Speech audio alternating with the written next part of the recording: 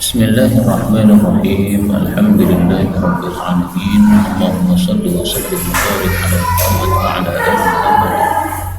Allahumma anfa'na bima 'allamtana wa 'allimna ma yanfa'una wa zidna ilma wa barik lana fi ilmina warzuqna al-ikhlas wa fil qawli wal amali kamila wa 'ilman nafi'an la yunsa wa tawfiqan daima wa sihhatan wa yaqinan wa afiyah. Allahumma shfi mardal muslimin, Allahumma shfi mardal muslimin, Allahumma shfi mardal muslimin. Amin ya rabbal alamin. Alhamdulillah kaum muslimin rahimakumullah. Kita lanjutkan pengajian hadis dari kitab Sunan Tirmidzi dan kita masih membahas tentang fadilah surat-surat Al-Qur'an. Ketahuilah bahwa Al-Qur'an semuanya memiliki fadilah, tetapi ada surat-surat tertentu yang memiliki fadilah yang lebih besar daripada surat-surat yang lain. Dan yang sudah kita bahas pada pertemuan yang lalu adalah pertama surat Al-Fatihah. Fadilahnya adalah dia sebagai induknya Al-Quran, dan pahala membaca Al-Fatihah lebih besar daripada pahala membaca 7 ayat dari surat yang lain. Demikian juga sudah kita bahas fadilah surat Al-Baqarah, bahwasanya Al-Baqarah menyebabkan setan lari menjauh dari tempat yang dibacakan surat Al-Baqarah. Demikian juga sudah kita bahas fadilah surat Al-Ikhlas, bahwa Al-Ikhlas itu sesuai dengan atau senilai dengan sepertiga Quran. Telah kita bahas fadilah surat Al-Kafirun, bahwa surat Al-Kafirun senilai dengan seperempat Quran. Jadi kalau kita pada waktu salat sebelum subuh disunahkan membaca rakaat pertama adalah Al-Kafirun, rakaat yang kedua adalah Al-Ikhlas, maka kita sudah menggabungkan antara sepertiga Quran dan seperempat Quran. Itu pahalanya itu sangat besar. Dan seperti ini bagi Allah, terserah Allah memberikan satu surat yang pendek dengan fadilah yang banyak atau fadilah yang besar, ini terserah Allah Subhanahu wa taala. Demikian juga telah kita bahas fadilah surat Al-Kahfi, bahwasanya surat Al-Kahfi kalau kita baca pada malam Jumat maka akan menjadi sinar bagi kita selama 1 pekan lamanya. Sinar maknawi ya, bukan sinar yang tampak seperti lampu begini, tapi sinar hidayah.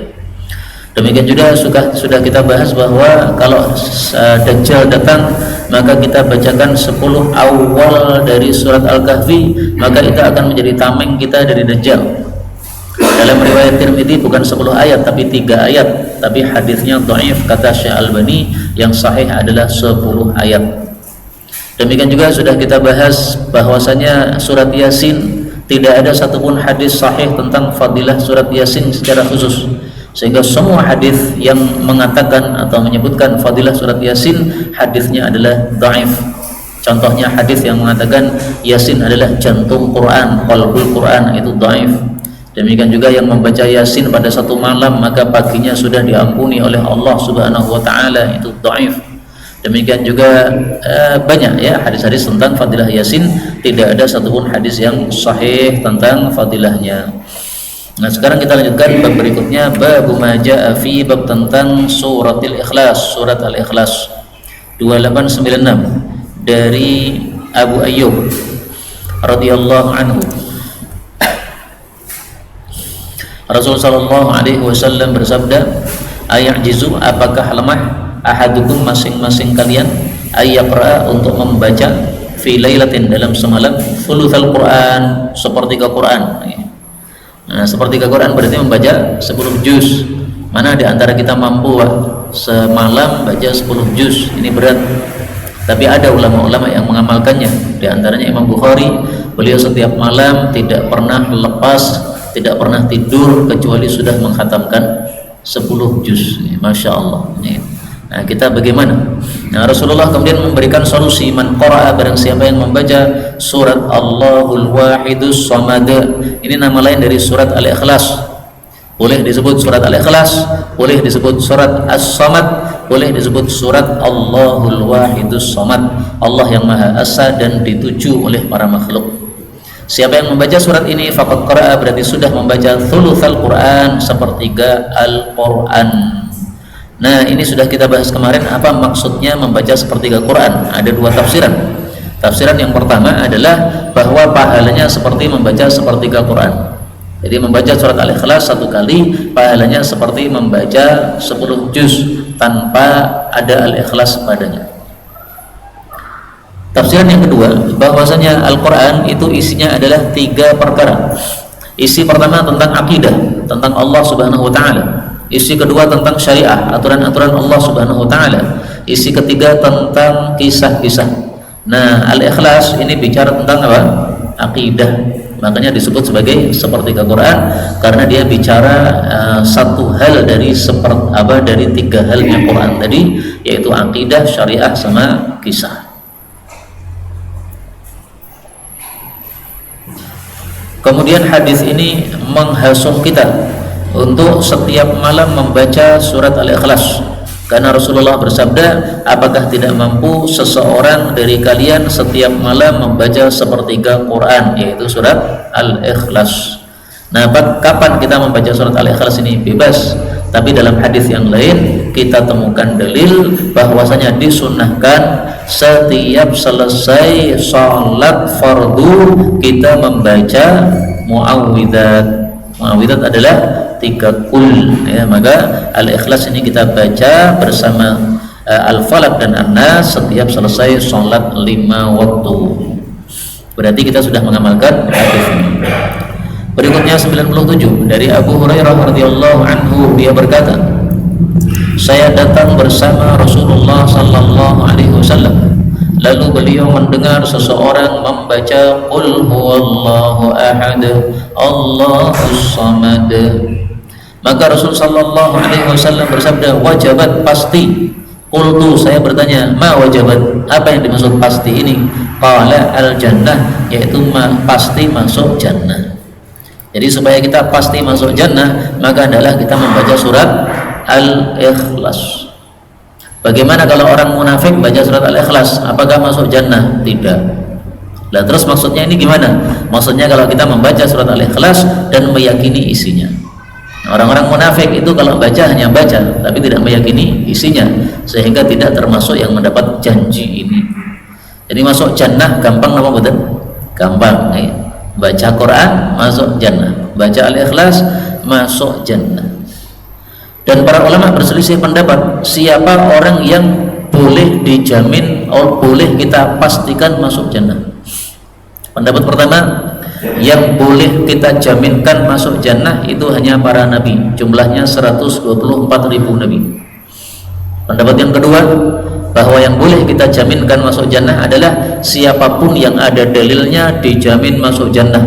Misalnya para nabi, demikian juga 10 sahabat nabi yang disebutkan oleh nabi semuanya ahli jannah. Abu Bakar, Umar, Uthman, Ali, Sa'ad, Sa'id, Ibnu Auf, Abu Ubaidah, Talha, Zubair. Ini semuanya oleh nabi dijamin masuk jannah. Berarti kita pun juga boleh menjamin mereka masuk jannah. Pendapat yang ketiga adalah bahwa yang boleh kita jaminkan masuk jannah adalah siapapun dari kalangan para nabi dan yang ada dalilnya bahwasanya dia dijamin masuk jannah, dan orang-orang yang disaksikan oleh umat Islam bahwa dia ahli jannah. Karena Rasulullah bersabda, antum syuhadaullah fil ard. Misalnya siapa? Imam-imam 4 nih. Abu Hanifah, Malik, Syafi'i, Imam Ahmad. Nah, ini semua umat Islam itu sepakat mereka adalah ulama-ulama kita, orang-orang yang baik di antara kita. Nah, karena semua umat Islam bersaksi seperti itu, maka itu sudah sah menjadi persaksian bahwa dia ahli jannah. Tapi ringkasnya, jannah ini memang termasuk perkara rahasia. Ya boleh kita mengikuti salah satu dari 3 pendapat tadi, yang penting mengetahui dasarnya. Ini salah satu dasarnya, Pak. Rasulullah mengatakan wajabat, pasti masuk jannah bagi orang yang membaca qulhu. Nah, berarti kita boleh memastikan sebagaimana Nabi sallallahu alaihi wasallam. Bagi yang berpendapat bahwa kita tidak boleh memastikan, ya pasti memahami hadis ini bahwa ini khusus untuk orang tadi. Orang ini memang Nabi kenal siapa dia, sehingga dia membaca surat Al-Ikhlas dan Nabi tahu dia memang ahli jannah. Tapi kalau selain orang itu belum tentu, ya kan?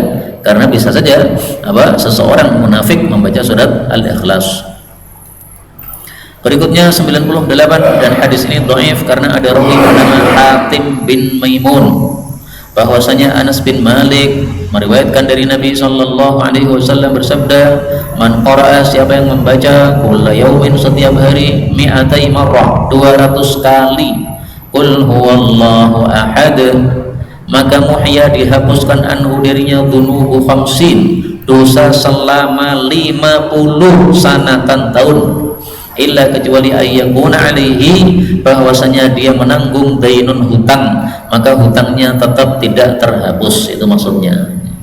Jadi dengan membaca 200 kali surat Al-Ikhlas dalam satu hari, maka dosa 50 tahun dihapuskan oleh Allah Subhanahu wa taala. Tapi di sini kulla yaum, Pak, setiap hari, Pak, berarti istiqamah ini. Dan ini berat nih. Kalau cuma sekali bisa insya Allah kita ya, baca surat Al-Ikhlas 200 kali, tapi sekali seumur hidup. Tapi kalau hanya sekali seumur hidup, itu belum sesuai dengan lafal hadis ini yang mengatakan kulla yaum, setiap hari. Dan hadis ini selain dhaif juga riwayatnya berbeda dengan riwayat yang lain. Dalam riwayat yang lain itu bukan 200 kali, tetapi 50 kali. Jadi imbang, dosa 50 tahun dihapus dengan membaca berapa? 50 kali. Nah, itu dalam riwayat yang lain, tetapi juga dhaif riwayat dari Ibnu Nasr. Kemudian hadis ini sekaligus menunjukkan bahayanya hutang ya. Hutang itu tidak bisa dihapus dengan amal apapun juga.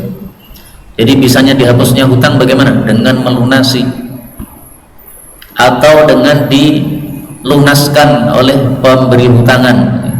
Pemberi hutang mengatakan, udah kamu saya bebaskan, ya sudah, berarti kita tidak melunasi pun sudah selesai kewajiban kita.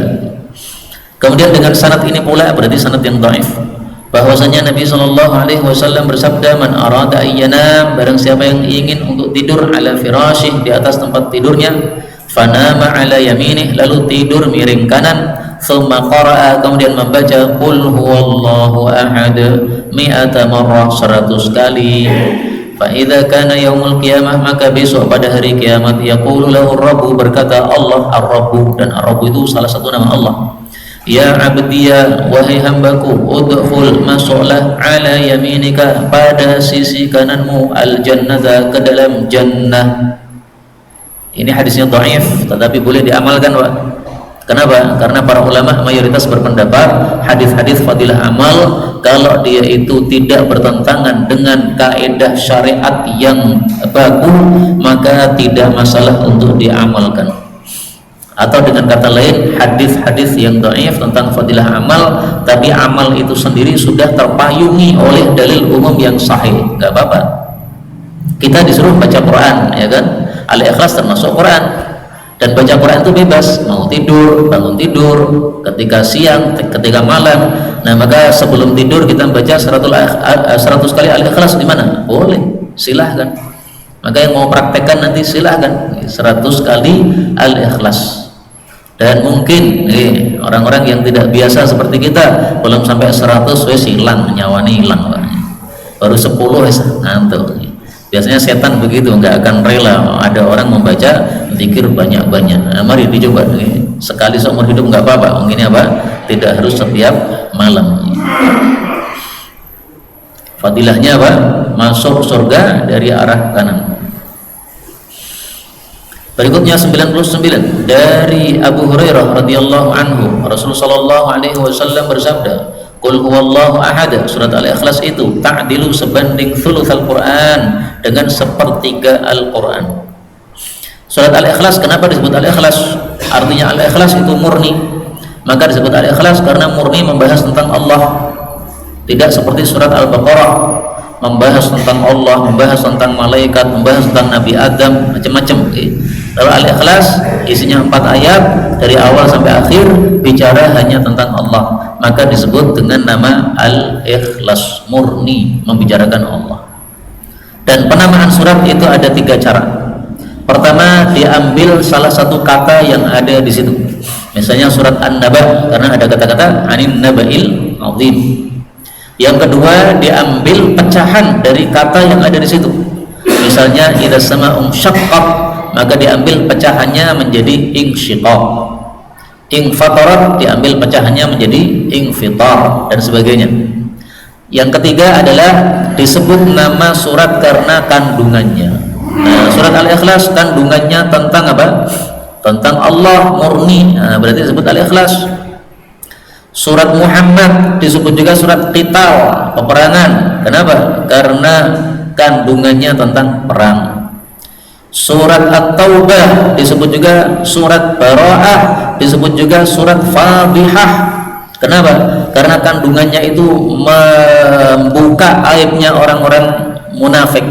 Maka disebut Fadhihah, pembuka aib ya. Karena apa? Kandungannya membuka aib tentang orang-orang munafik. Itu 3 cara penamaan surat-surat di dalam Al-Quran. Berikutnya 2900 dari Abu Hurairah radhiyallahu anhu, Rasul sallallahu alaihi wasallam bersabda, "Uhsyudu, kumpullah, fa inni, karena saya ini sa'aqra akan bacakan alaikum atas kalian thulutsal Quran, sepertiga Quran." Mau kita terapkan enggak Pak ini sunnah Pak? Kumpul habis Isya dibacakan oleh Pak Imam sepertiga Quran, orang mulai sampai rampung ya.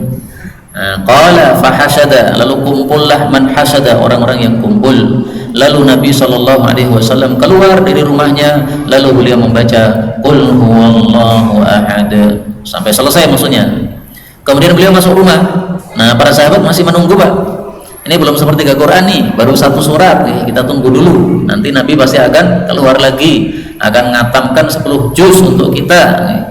Maka berkatalah sebagian kami kepada sebagian yang lain, tadi Rasulullah SAW bersabda, saya akan bacakan pada kalian sepertiga Quran. Sesungguhnya saya mengira bahwa ini adalah satu berita yang datang kepada beliau dari langit. Artinya beliau masuk ke dalam rumah itu karena pengen menyelesaikan dapat wahyu dulu. Kemudian nanti kalau sudah selesai wahyunya, nanti beliau akan balik lagi melanjutkan sepertiga Quran yang sudah dijanjikan. Mereka mengira begitu Pak. Kemudian Rasul sallallahu alaihi wasallam keluar lalu mengatakan, "Ini sesungguhnya aku ini, qultu, aku tadi saya mengatakan, sa'aqra'u alaikum, saya akan bacakan atas kalian thulutsal Quran, sepertiga Quran. Ala, ketahuilah, wa innaha, dan sesungguhnya surat Al-Ikhlas tu'dalu, senilai atau dinilaikan bi thulutsil Quran, dengan sepertiga Al-Quran." Jadi bukan betul-betul Nabi akan membacakan 10 juz, tapi hanya ingin membacakan surat Al-Ikhlas. Lah kenapa beliau tidak langsung mengatakan saya akan membacakan Al-Ikhlas? Supaya orang sadar Pak, fadilahnya Al-Ikhlas ini sama dengan sepertiga Quran. Karena kalau beliau melakukan seperti ini, para sahabat tidak akan lupa lagi. Jadi ini termasuk cara pengajaran Nabi yang sangat-sangat hebat, membuat orang itu kalau mendapatkan pelajaran dari beliau sudah tidak lupa lagi apa yang beliau sampaikan. Ini seperti seorang guru mengajarkan ilmu kimia atau fisika atau IPA yang dia langsung praktek terhadap ilmu yang akan diajarkan tersebut. Maka insya Allah karena langsung praktek tidak akan lupa. Misalnya seorang guru ingin menjelaskan tentang gravitasi bumi misalnya, dia naik kursi, murid-muridnya kaget, wah ini Pak Guru kok tumben naik kursi ngomong lagi. Akhirnya dia meloncat kemudian turun ke bawah, dia menjelaskan ini gravitasi. Tidak akan lupa lagi murid-murid ya, karena tiba-tiba gurunya masuk kelas naik kursi. Dan mungkin besoknya kalau gurunya masuk, murid-murid akan berpikir saiki meh ngopo meneh iki. Kemarin meloncat, nah sekarang mau apa lagi ya? Karena apa? Teringat dengan cara pengajaran yang unik tersebut. Nah inilah cara pengajaran Nabi SAW, tidak monoton tetapi apa? Dengan metode yang beraneka ragam. Berikutnya 901 dari Anas bin Malik radhiyallahu anhu, ada seorang laki-laki dari kalangan Ansar mengimami mereka di Masjid Quba. Masjid Quba itu masjid yang ada di kota Madinah, tapi ujung jauh sana. Antara Masjid Nabawi dengan Masjid Quba itu sekitar ya setengah jam kalau kita berjalan kaki. Maka adalah setiap kali dia itu membaca satu surat, maka dia pun di dalam sholat akan membacakan surat tersebut, lalu ditutup dengan surat Qul huwallahu ahad sampai selesai. Mohon maaf, setiap kali dia membaca satu surat, maka dia mulai dengan surat Qul huwallahu ahad sampai selesai, lalu dia baca surat yang lain bersamanya. Jadi Al-Ikhlas baru kemudian surat yang lain. Al-Fatihah, kemudian Al-Ikhlas, kemudian surat yang lain. Selalu begitu ya. Setiap kali menjadi imam. Kalau dalam cerita yang lain, bukan cerita yang ini, sebaliknya apa? Dia baca surat dulu, baru kemudian ditutup dengan Al-Ikhlas. Itu kasus yang lain, kasus dalam peperangan. Kalau ini kasus di Masjid Quba. Nah, ini jadi dua cerita atau dua sahabat Nabi yang berbeda. Dan adalah dia itu melakukan hal tersebut pada setiap rakaat. Maka sahabat-sahabatnya ngomongi dia. Mereka mengatakan, sesungguhnya Anda itu selalu membaca surat Al-Ikhlas ini, lalu Anda merasa tidak cukup sampai membaca surat yang lain. Nah, silakan panjenengan pilih. Ada kalanya membaca Al-Ikhlas toh, ada kalanya engkau tinggalkan Al-Ikhlas, ganti surat yang lain, nggak usah didobel-dobel begitu. Ini menunjukkan apa, Pak? Orang kalau mendengarkan terus-menerus maka bisa bosan. Nah, maka tampaknya mereka bosan. Setiap hari yang dibaca apa? Al-Ikhlas terus. Demikian juga mungkin saja mereka mengingkari ini karena dianggap bid'ah. Nabi nggak pernah melakukan, kamu kok melakukan begini? Ini perkara bid'ah seperti ini. Nah, mereka nggak terima kalau apa? Salat dilakukan bid'ah padanya. Tapi dia menjawab, ma ana bitarikiha, saya tidak mau meninggalkannya. Kalau kalian senang saya imami, maka saya tetap mengimami. Tapi ya caranya seperti tadi. Tapi kalau kalian tidak mau, ya sudah, saya akan tinggalkan kalian. Saya jadi makmum saja nggak apa-apa. Jadi nggak harus saya ngimami. Jadi yang kekeh pokoknya dia harus baca Al-Ikhlas. Nah, mereka para sahabat Nabi itu berpendapat bahwa imam itulah orang yang paling afdal di antara mereka, sehingga mereka tidak suka kalau diimami oleh orang yang lain.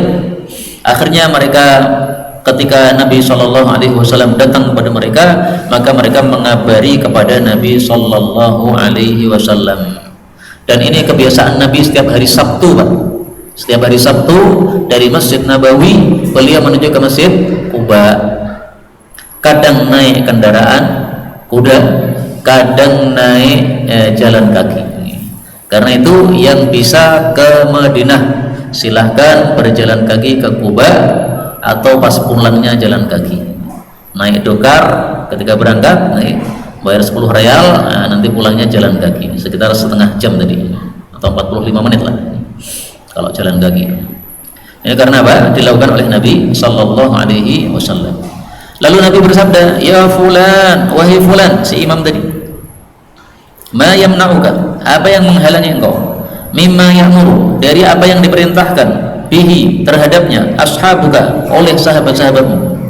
Jadi sahabat-sahabatmu kan nyuruh milih salah satu kan, Al-Ikhlas atau surat yang lain. Kenapa kamu tidak mau? Dan ini menunjukkan bahwasanya kalau kita mau melakukan sesuatu nahi mungkar atau melakukan sesuatu peneguran terhadap seseorang, maka kita tabayun terlebih dahulu. Ada sebab apa kira-kira? Karena bisa jadi seseorang itu melakukan sesuatu sebenarnya dia punya alasan terhadap perbuatan tersebut. Misalnya seseorang setiap kali dia kentut pasti bersuara berat, jangan langsung diingkari, Pak. Tanya dulu, mau tahu, Pak? Kok beda karo wong liang-liang nih? Liang-liang itu kalau keluar angin itu ditahan. Wah, ini di depan banyak orang berat aja. Nah, ternyata dia sakitnya itu tidak bisa menahan sehingga keluar sendiri. Ada tak, Pak, gitu, Pak? Saya pernah, Pak, diimami seseorang itu waladhdallin brut. Jadi dahsyat sekali itu. Ya, imamnya langsung mundur. Jadi tampaknya dia termasuk yang sakit itu. Karena buktinya keluarnya langsung bertubi-tubi. Kalau normal kan satu aja keluarnya kan. Nah, ini bertubi-tubi. Kemudian Nabi bertanya lagi, wa ma yahmiluka, apa yang menyebabkan Anda anta qira'a hadhihi surah, membaca surat ini fi kulli rak'ah, setiap rakaat? Maka dia menjawab, ya Rasulullah, sesungguhnya aku mencintai surat Al-Ikhlas. Di sini alasannya cinta, Pak. Dan cinta itu adanya di dalam hati. Dan hati itu yang bisa mengubah-ubah adalah Allah.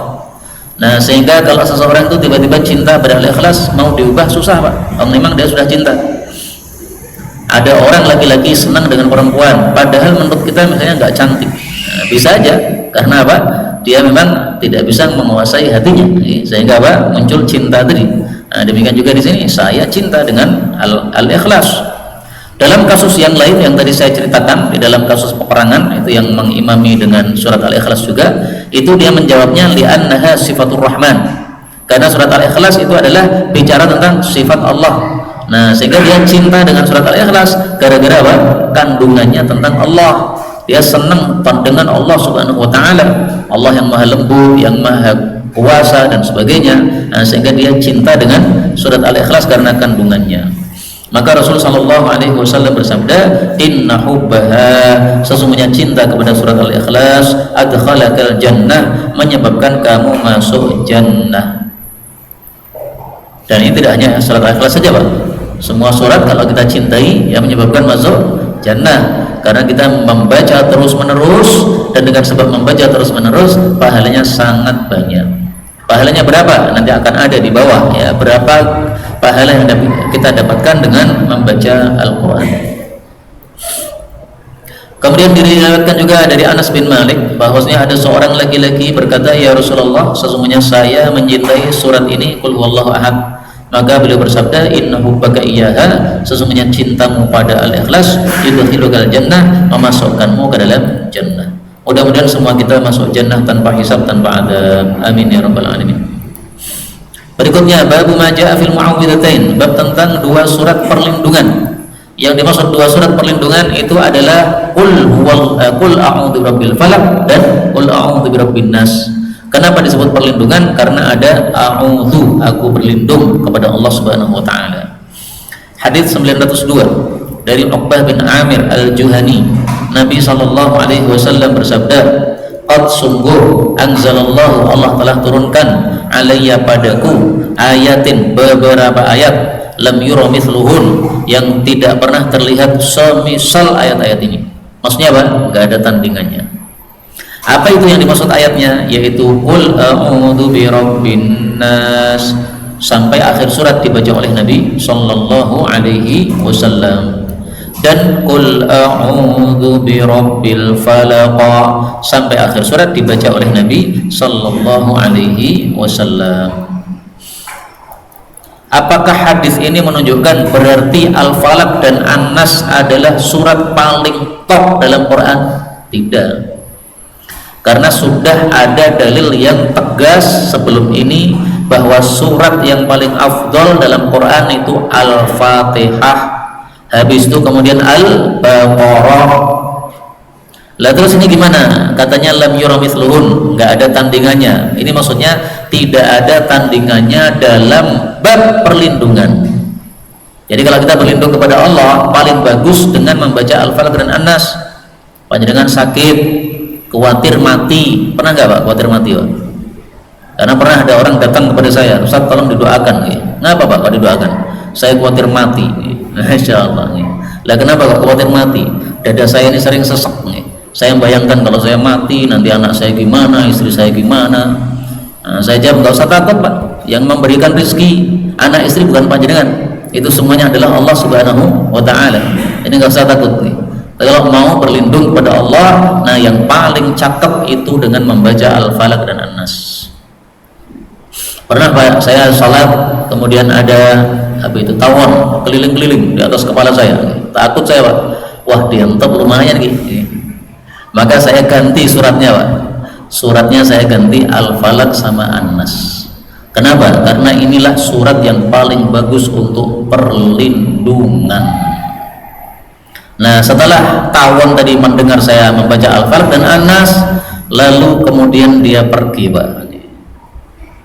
Mungkin ya kalau tidak dibacakan Al-Falaq dan An-Nas mungkin ngantuk mungkin. Tapi karena dibacakan Al-Falaq dan An-Nas, kita sudah berlindung kepada Allah dari si tawon tadi, maka kita diberi perlindungan oleh Allah Subhanahu wa ta'ala. Apakah ada perlindungan dari tawon dalam surat Al-Falaq? Ada. Karena Allah mengatakan min syarri ma khalaqa, dari keburukan semua yang diciptakan oleh Allah. Nah, termasuk tawon itu yang diciptakan oleh Allah Subhanahu wa ta'ala. Sehingga tawon sudah termasuk di situ. Tapi waktu itu saya baca juga sambil takut Pak, wah kan dientep piye. Tapi ternyata alhamdulillah ya tidak jadi dientep oleh tawon tersebut. Nah, nanti kalau panjenengan mengalami hal serupa dicoba Pak, yaitu apa? Ganti baca surat ini, insya Allah aman sampai akhir salat. Kemudian ada satu hal yang perlu saya garis bawahi. Di dalam surat An-Nas ini ada kata-kata Malikin Nas. Ini sebagian orang salah membacanya Malikin Nas, salah Pak. Jadi harus dibedakan antara Maliki Yaumiddin dengan Malikin Nas. Kalau Malikin Nas itu hanya bisa dibaca satu bacaan, pendek saja. Ini 10 qiraat semuanya sepakat. Adapun Maliki Yaumiddin ini memang ada dua bacaan. Ada yang membaca Maliki dan itu lebih sedikit, ada yang membaca Maliki Yaumiddin dan itu lebih banyak. Meskipun kalau di Indonesia populernya Maliki Yaumiddin ya, karena bacaannya adalah bacaan Asim atau qiraah Asim. Nah, ini bagi yang belajar ilmu qiraat akan paham seperti ini. Sehingga kalau ada orang menjelaskan Malikin Nas ini boleh dibaca panjang dan pendek, pastikan dia bukan orang yang paham ilmu qiraat nih. Karena kalau paham ilmu qiraat pasti tahu bahwasanya sepakat para qurra membaca di sini adalah Maliki. Saya pernah nyoba Pak, Gemini Pak. Hai Gemini, kamu hafal Quran tidak? Oh bisa saya bisa membaca. Kamu pengen surat apa? Saya suruh, ya baca surat An-Nas. Nah, si Gemini bilang Malikin Nas. Oh bodoh berarti. Maka hati-hati, jangan ngambil ilmu dari Gemini Pak. Gemini bisa jawab, tapi itu apa? Bukan merupakan dalil, karena apa? Dia hanya menyerap dari informasi-informasi yang berkeliaran di sekitar kita. Berikutnya 903, dan ini hadisnya ada rawi bernama Ibnu Lahiyah, seorang perawi yang dhaif. Tetapi oleh Syekh Albani hadis ini disahihkan dari Uqbah bin Amir. Rasulullah dia berkata, amarani telah menyuruh saya Rasulullah sallallahu alaihi wasallam an aqra'a supaya saya membaca bil muawwidzatain, surat muawwidzatain Al-Falaq dan An-Nas fi tuburi, di belakang kulli salatin, setiap salat. Nah, kata Imam Tirmidzi hadis ini gharib. Gharib itu biasanya kalau Imam Tirmidzi mengatakan gharib saja itu artinya dhaif, dan memang terbukti di sini ada rawinya dhaif Ibnu Lahiyah ya. Tapi Syekh Albani mengatakan hadis ini sahih. Kok bisa hadisnya sahih padahal sanadnya dhaif? Nah, itu biasanya karena maknanya sahih dikuatkan oleh hadis-hadis yang lain. Nah, sehingga boleh kita amalkan hadis ini setiap selesai salat, maka silahkan baca muawwidzatain. Nah, ditambah satu lagi surat Al-Ikhlas sebagaimana dalil yang lain. Dalil yang lain yang mana? Nah, mari kita lihat dalil yang lain.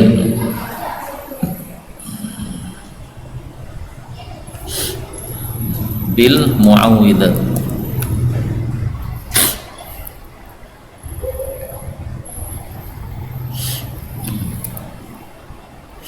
Iqra, bacalah al-muawwidzat, surat-surat muawwidzat. Jamak Pak, jamak itu minimalnya 3. Karena minimalnya 3 berarti surat Al-Ikhlas, surat Al-Falaq, dan surat An-Nas. Muncul pertanyaan, Al-Ikhlas kan tidak ada a'udzunya, kalau disebut muawwidzat gimana? Itu karena sambung dengan surat muawwidzatain, sehingga karena sambung hukumnya disamakan. Jelas ya? Iqra'il muawwidzat, bacalah surat-surat muawwidzat, yaitu 3 kul fi duburi kulli salatin, di belakang setiap salat. Nah, kalau yang hadis ini hadisnya sahih, diriwayatkan oleh Abu Dawud rahimahullahu taala.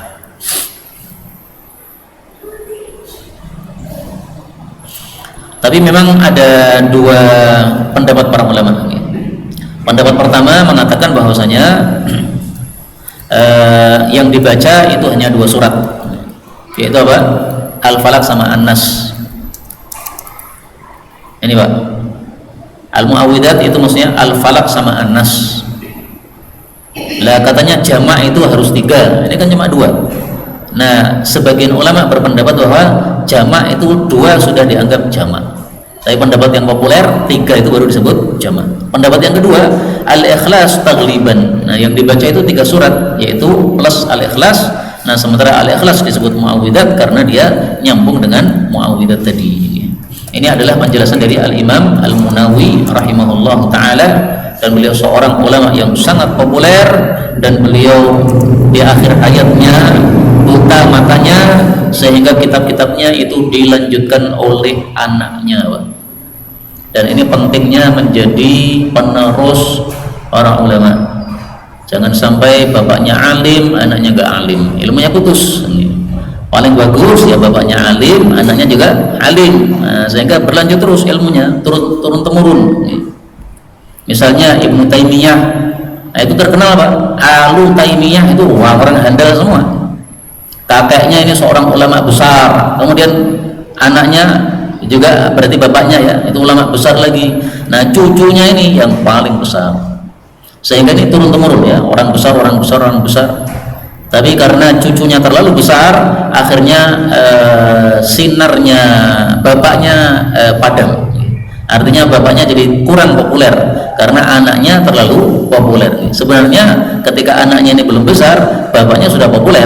Tapi begitu anaknya sudah besar dan ilmunya lebih mantap daripada bapaknya, akhirnya bapaknya jadi kurang populer.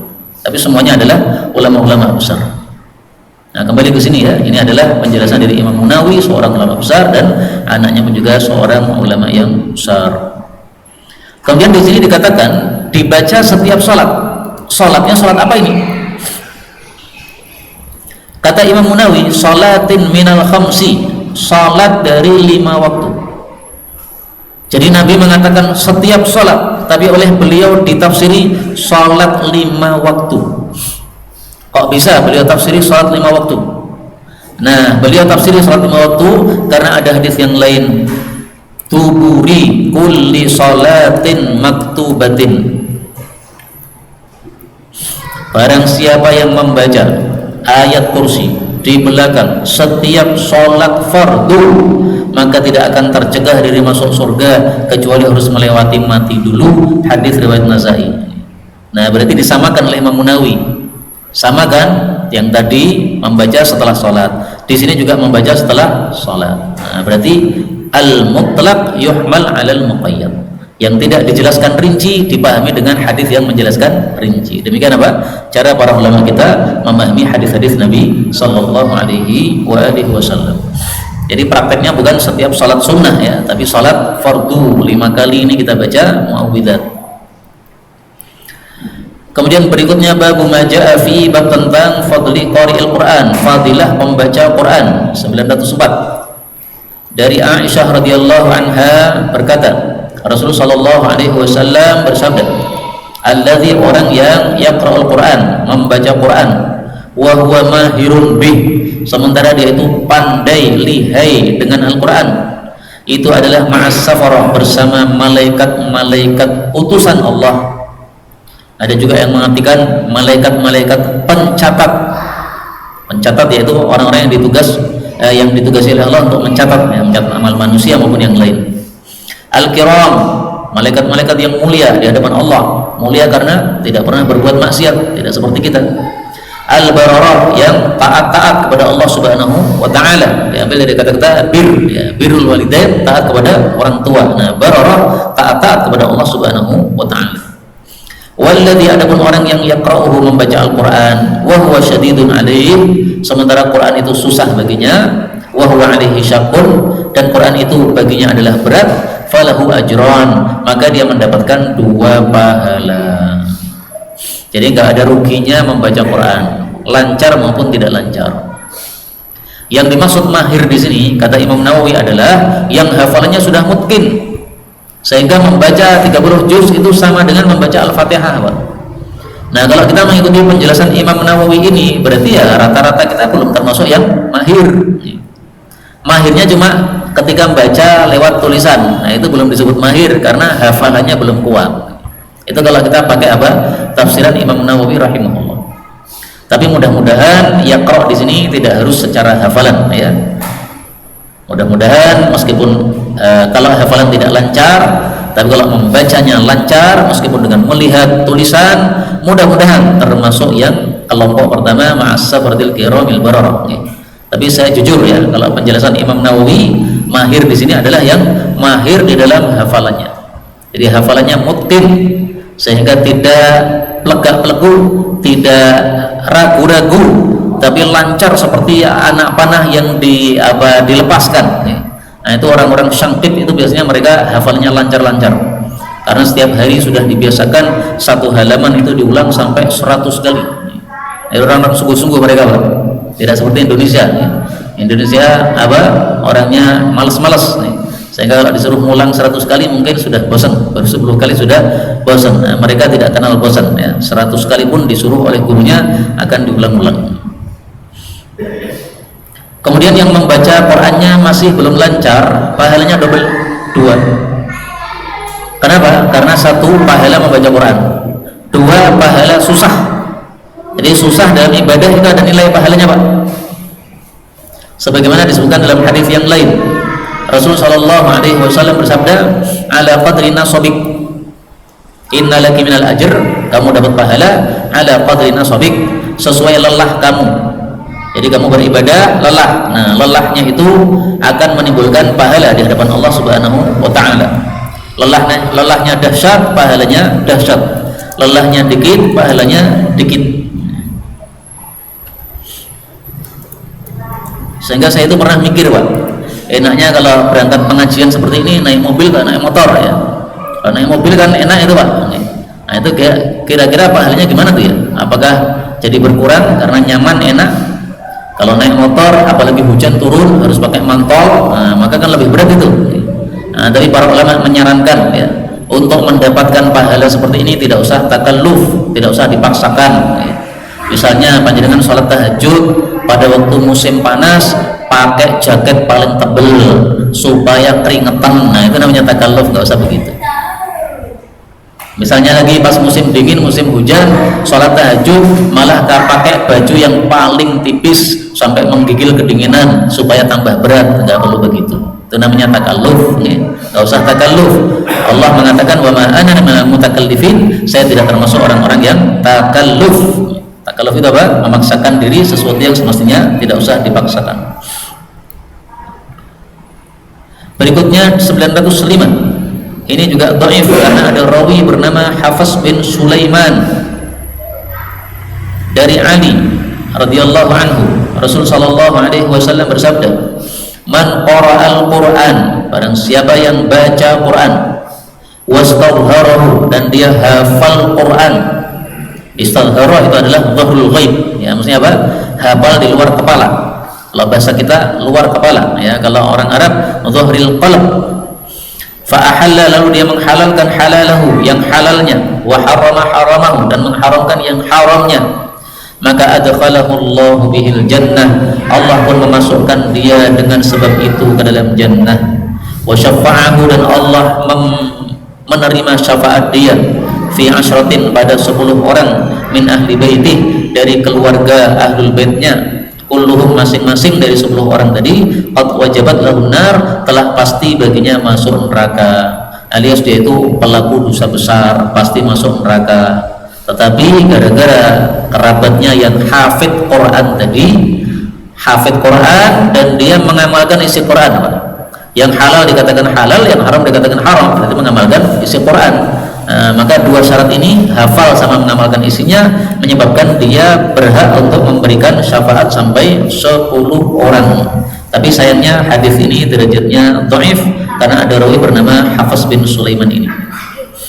Adapun hadis yang sahih tentang orang yang akan memberikan syafaat besok di akhirat, kita temukan dalam hadis yang lain, yaitu orang-orang yang mati syahid.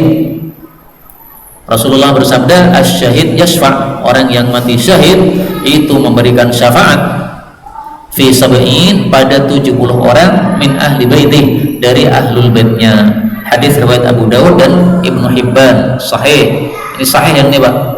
Nah, sehingga seolah-olah orang yang syahid lebih afdal daripada orang yang hafid Quran, karena yang syahid sampai 70 orang, sementara yang hafid Quran hanya 10 orang. Itu pun yang 10 orang hadisnya dhaif, sementara yang ini hadisnya sahih. Nah, anggaplah dua-duanya sahih, berarti masih afdal yang mati syahid, karena apa? Sampai bisa 70 orang. Tapi namanya fadilah itu bisa bertingkat-tingkat, Pak. Artinya gini, bisa jadi dalam satu hal orang mati syahid lebih afdal daripada yang hafid, tapi yang hafid bisa lebih afdal daripada yang syahid dalam hal yang lain ya. Nah, maka ini apa? Tidak perlu dipertentangkan kalau kita menemukan hadis-hadis yang semacam ini ya. Karena apa? Kita lihat sebagian hadis menunjukkan fadilahnya syahid, sebagian hadis menunjukkan fadilahnya qari. Ini yang dapat kita bicarakan, betulnya dari Allah Subhanahu wa taala. Kalaupun ada salahnya, fa astaghfirullahaladzim li wa lakum walhamdulillahi rabbil alamin.